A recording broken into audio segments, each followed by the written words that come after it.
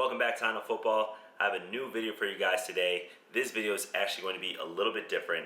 This video is for all the parents, the players, some of the coaches, some of the people who are both players and parents of people, all for you guys trying to understand what it is that you need for football. So I have a top 5 video, the 5 things that are most important for you to get to football. This is at any level, whether you play Pee Wee, Pop Warner, junior high, high school. This is going to help you. Obviously, your school or your program should be providing some things for you, but there's some things that you're going to have to get on your own. And a lot of things in the football industry can be very confusing, from cleats to gloves to pads, mouth guards. What is it that you need? So this video is for you. Now, one of the most important things that you're going to need for your player are football cleats. There's a variety of cleats on the market, and a lot of times I'm asked which cleat is best for which position. For the most part, at different levels, a lot of cleats can cross a variety of positions. You have 2 basic type of cleats. Right here, I have the Adazero 6.0 cleat. This is a skill position cleat, lightweight, really meant for those speed players. Then on the other hand, I have the Nike Superbad. This is really meant for linemen. This is going to be a wide cleat, a stable cleat. You can see it has a high cut versus the low cut from Adidas. So these are going to be your 2 types of cleats, lows, mids, highs. Either one is going to work for your player depending on the position. The next thing I'd recommend for you to get for your player are football gloves. There's going to be a variety of football gloves on the market, just like cleats, from different brands, different price points, but there's really 2 different, maybe 3 different football gloves that you can look at. The first type of football glove you're going to have are receiver gloves. There's 2 types of receiver gloves on the market. There's the skill glove. Here you can see this one had the Adazero 3.0 gloves from Adidas. It's a very thin, compressive, stretchy glove with a great fit. The other is the Nike Superbad, similar to the cleats. These are going to be a little bit heavy duty. They have padding across the back of hand and are going to be more for positions that are worried about their hand placement. So thinking about running backs, linebackers, linemen, tight ends, D ends. A lot of the corners, DBs, quarterbacks, maybe some speed backs will probably want a lighter glove without the padding. Gloves can range anywhere from $20 up to $60. You definitely don't have to break the bank on gloves. Any glove that you find with good grip is going to be good enough for your player. The third piece of equipment that I'm going to recommend that you buy your player is going to be padded shorts. Some people refer to them as padded girdles. Your school or program may even provide a girdle for you. But here's an example of the Nike Pro Combat 5 pad shorts. You can see the 5 pads are 1 on the hip, 1 on the thigh, and 1 for the tailbone, and of course the same on the other side. Again, there's going to be a variety of these types of padded shorts from different brands.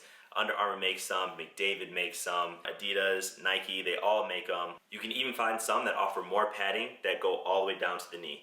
I prefer the ones that don't have the knee padding. It gives me a little bit more maneuverability.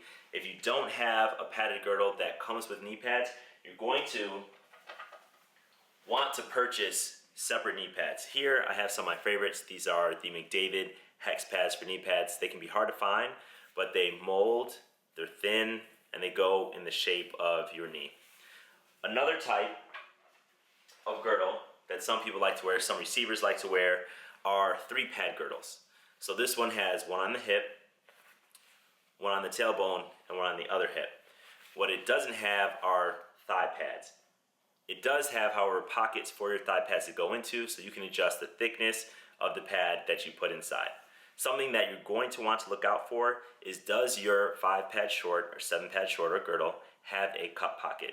That's something else that you're going to want to wear, that you're going to have to buy separately to include inside of your padding. The fourth thing that you're going to want for your player is mouth protection.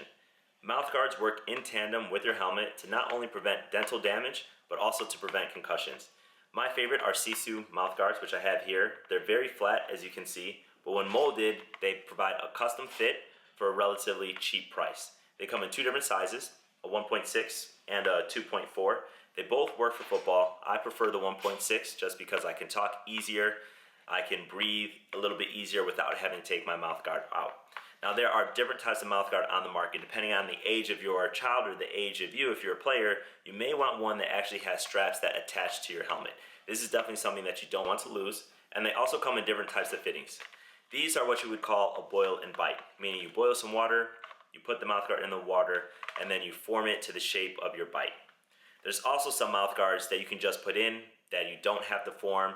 These, the custom ones that you actually boil and bite, are going to be a little bit safer for you. You definitely don't want to chew on a mouthguard, and you might want to buy a couple in case you lose one during the season or you chew on it where it can no longer provide the protection it's supposed to. The final thing that you're going to need for your player is a sweat wicking shirt. This shirt that I have here is a sweat wicking sleeveless tank by Nike.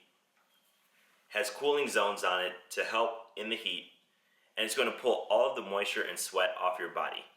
This is going to prevent your shirt from chafing, things like your chest, your nipples, your belly button if you have an outie, but it's going to make your pads feel a lot more comfortable for you, and it's also not going to weigh you down with heavy, wet cotton. There's different types of sweat wicking shirts. The one that I'm showing you now is a sleeveless. The one that I have on in this video is a half sleeve, and a lot of the brands also make a long sleeve. You can find a compressive fit, which is what I prefer to wear. It gives me less distraction, the pads fit a lot better, but then they also have, if you're not comfortable with a compressive shirt, a lot of the brands do make a regular fit that's gonna be a little looser and maybe a little more comfortable depending on your body type and shape. So there you have it. Those are the 5 things I recommend for every player to have before they start football. So if you're a player, a coach, or a parent and you like this video, definitely give me a thumbs up, share, and subscribe, and I'll see you guys next week for more Friday football tips.